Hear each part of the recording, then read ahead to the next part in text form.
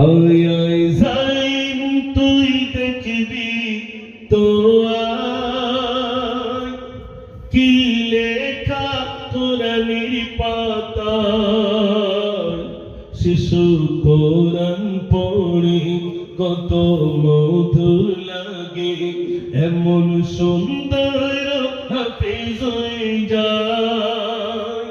আয় আয় জালিম তুই দেখবি তো আয়। আপনাদের এই পশ্চিম জয়নগরের দিকে, আটুরিয়ার দিকে, বাবুরাস্তার দিকে, এই গলদার দিকে অনেকবার এসেছি, আর শুধু বলে মজুরটা ফাঁকি দেয়, বলেন বলেন। আমি বিশ্বাস করে না যে ফাঁকি দেবো না, অনেক গজল শোনাবো, বন্ধুরা বসতে হবে। আমি আগে লিখতে সারাই করলে তারপর দেখে শুধু আজ কতটা গজল বলি ইনশাআল্লাহ। দেখে একবার জোরে আওয়াজ দেন না, নারে তাকবীর।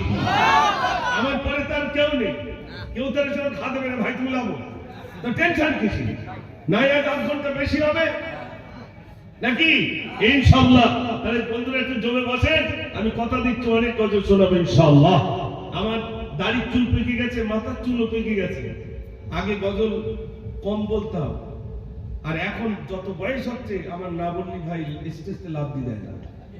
এই লোকটা বিরাট বদমাইশ, একটু গজল বলে না, ফাঁকি দেয়।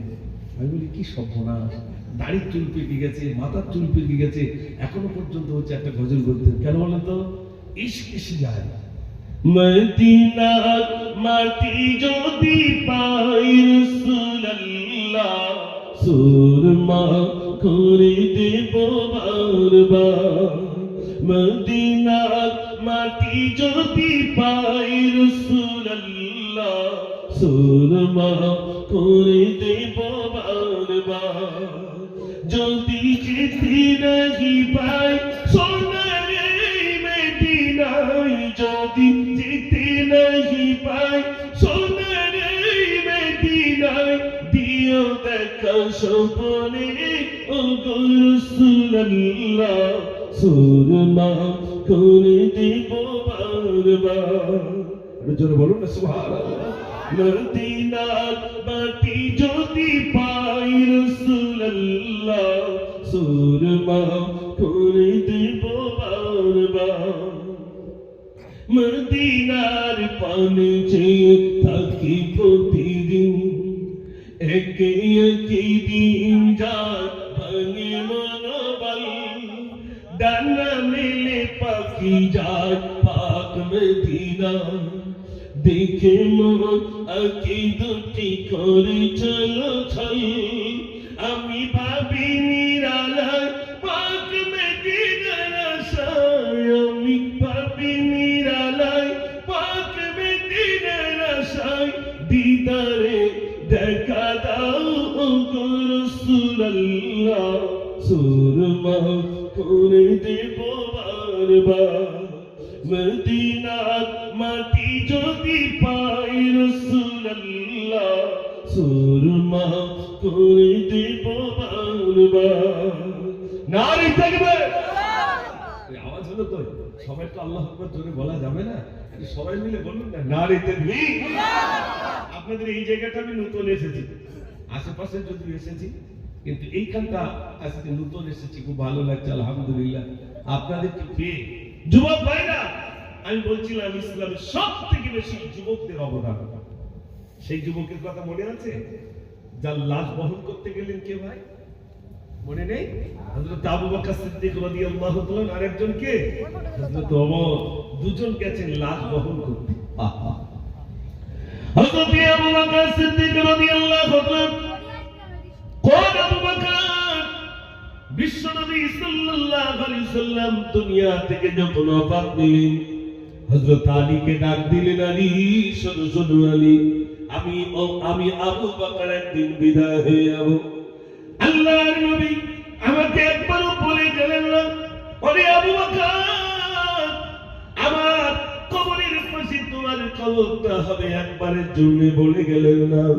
ও আলী শোনো শোনো, আমি একদিন ইন্তেকাল করব, আমার তরফ থেকে তুমি আল্লাহর নবীর রওজার ধারে গিয়ে বলবে, আসসালাতু ওয়াসসালামু আলাইকা রাসূলুল্লাহ, আবু বকরের পক্ষ থেকে এসেছি, আবু বকরের সালামটুকু গ্রহণ করুন। হযরত আবু বকর সিদ্দিক রাদিয়াল্লাহু তাআলা ভাইরা ওসিয়ত করে গেলেন। হযরত আবু বকর সিদ্দিক রাদিয়াল্লাহু তাআলা দুনিয়া থেকে যখন বিদায় হলেন, হযরত আলী রাদিয়াল্লাহু তাআলা আল্লাহর নবী রওজার ধারে গিয়ে বললেন, আসসালাতু ওয়াসসালামু আলাইকা ইয়া রাসূলুল্লাহ। আবু বকরের পক্ষ থেকে এসেছি, আবু বকরের সালামটুকু গ্রহণ করুন। আল্লাহর নবী রওজা শরীফ থেকে আবার বেঁচে আছি। আবু বকরের কবর মদিনার সাধারণ মানুষদের পাশে হবে না। আবু বকরের কবর মদিনার সাধারণ মানুষদের পাশে হবে না, হবে না। আমি বিশ্ব নবী বলি, আবু বকরের কবর আমার পাশে হবে।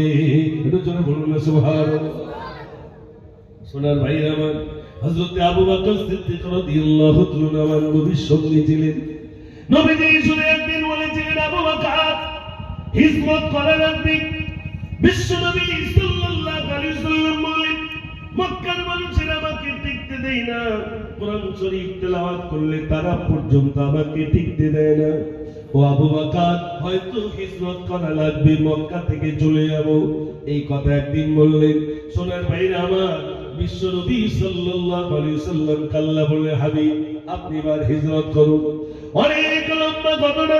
নিচের জায়গায় হযরত আলী রাদিয়াল্লাহু তাআলাকে শুইয়ে দিলেন। যাইনা বললেন আবু বকর। হযরত আবু বকর বললেন, লাব্বাইক ইয়া রাসূলুল্লাহ। নবীজি বললেন, আবু বকর তোমার কি একটু ঘুম লাগলো না? তুমি একটা কামার ডাকে সাড়া দিয়ে দিলে। হযরত আবু বকর বললেন, ইয়া রাসূলুল্লাহ, যেদিন থেকে বলেছিলেন আবু বকর হিজরত করা লাগবে, সেদিন থেকে আবু বকর আমার পিঠটা আমি জমিনে দিই না, বরং আমার পিঠটা আমি দরজায় ঠিক লাগি, আমি আবু বকর ঘুমাই। বলবেন না সুবহানাল্লাহ? বললে লাভ কতটা শোনেন আগে, তারপর তো সুবহানাল্লাহ বলবে। জবরদস্ত আল্লাহর নবী রাস্তা দিয়ে যাচ্ছে, তো পাশে একটা কবরস্থান, তিনি সালাম দিলেন, আসসালামু আলাইকুম। উত্তর চলে এলো, ওয়ালাইকুম আসসালাম। আল্লাহর নবী জিজ্ঞাসা করেন, কতদিন ধরে কবরে কোরআন পড়ে? কতদিন ধরে কবরে কোরআন পড়ে? জানি না, জানি না। তবে কবরে শেষে এক খতম নয়, দুই খতম নয়, বরং ৭০,০০০ খতম পড়েছি।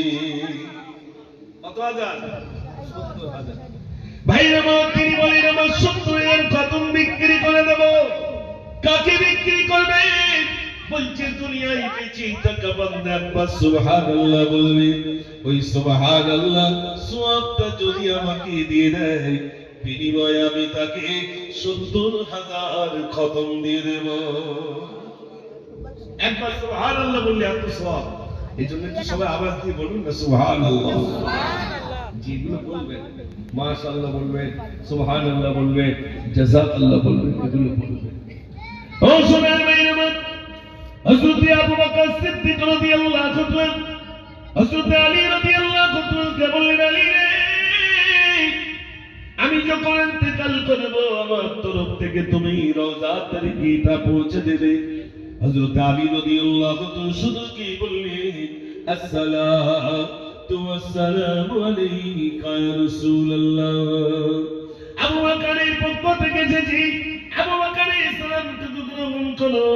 রওজা শরীফ থেকে আওয়াজ ভেসে এলো, আবু বকরের কবর মদিনার সাধারণ মানুষদের পাশে হবে না, হবে না।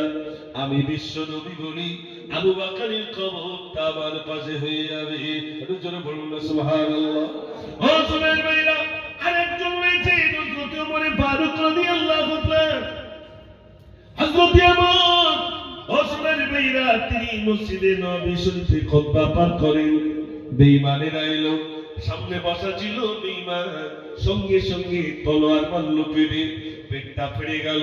হযরত ওমর ফারুক রাদিয়াল্লাহু তাআলা মসজিদে পড়ে গেলেন। হযরত আব্দুল্লাহকে ডাক দিয়ে, ছেলে আব্দুল্লাহ, এ আব্দুল্লাহ যাও, আমি আর মরে যাই বাঁচবো না, তুমি যাও আম্মা জানায়েশার কাছে গিয়ে বলো, তারা নির্বাচিত জায়গাটা যদি আমাকে দেয়, আমি ওমর আমার নবীর পাশে একটু শুতে পারবো। আর যদি তিনি না দেন, তাহলে আমার কবরটা মদিনার সাধারণ মানুষদের পাশে হবে। এ আমার ছেলে, তুমি যাও না। আম্মা আয়েশার কাছে গিয়ে বললেন, আম্মা জান আয়েশার কাছে গিয়ে বললেন, আম্মা জান, আমার আব্বা 30 মিনিট হয়ে যান, তার পেটে তলোয়ার মারা হয়েছে, আর বাঁচবে না। আপনার কাছে পাঠিয়ে দিয়েছে, আপনার নির্বাচিত জায়গাটা যদি দেন, আমার আব্বা আমার নবীর পাশে শুতে পারবে, আর যদি না দেন তাহলে মদিনার সাধারণ মানুষদের পাশে কবর হবে। আপনি যেটাই বলবেন সেটাই হয়ে যাবে। আম্মা জান আয়েশা বললেন, এই ছেলে আব্দুল্লাহ, এই ছেলে আব্দুল্লাহ, তোমার আব্বা কি বলো, আমার নির্বাচিত জায়গাটা আমার জন্য রাখলাম না, বরং আমার জায়গাটা আমি তোমার আব্বার জন্য হাদিয়া দিয়ে দিলাম।